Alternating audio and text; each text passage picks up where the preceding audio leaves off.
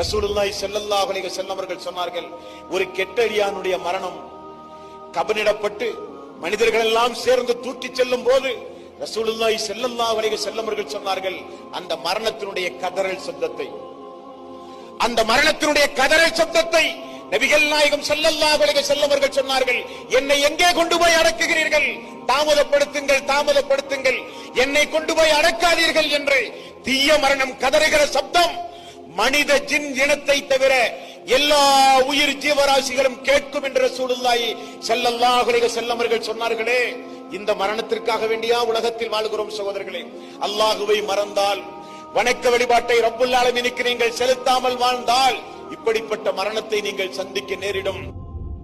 அல்லாஹு தஆலா முஸ்லிமிலே வருகிற செய்தி, அல்லாஹு தஆலா மறுமை நாளில் ஒரு அடியானை அழைப்பானாம்.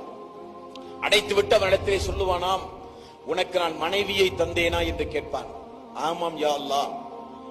உனக்கு நான் பிள்ளை செல்வத்தை தந்தேனா? ஆமாம் யா அல்லாஹ். உனக்கு நான் பொருள் செல்வத்தை தந்தேனா? ஆமாம் யா அல்லாஹ். உனக்கு நான் அதிகாரத்தை தந்தேனா? ஆமாம் யா அல்லாஹ். உனக்கு நான் நல்ல ஆரோக்கியத்தை தந்தேனா? ஆமாம் யா அல்லாஹ். இப்படியெல்லாம் உனக்கு நான் நியமத்துகளை தந்தேனே, இந்த நாளில் என்னை நீ சந்திப்பாய் என்று நீ நம்பி உலகத்தில் வாழ்ந்தாயா என்று அல்லாஹ் திரும்ப ஒரு கேள்வி கேட்கிறான். அந்த அடியான் சொல்லுவான், அல்லாஹுவே இல்லை, நான் மறந்து வாழ்ந்தேன்.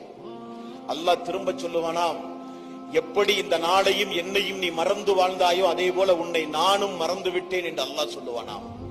அல்லாஹ் மறுமை நாளில் நம்மை மறந்தால், அல்லாஹ் மறுமை நாளில் நம்மை கைவிட்டால், அல்லாஹ்வுடைய உதவி மறுமை நாளில் நமக்கு இல்லாவிட்டால் நம்முடைய நிலைமை என்னவாகும் சகோதரர்களே, தாய்மார்களே, பெரியோர்களே?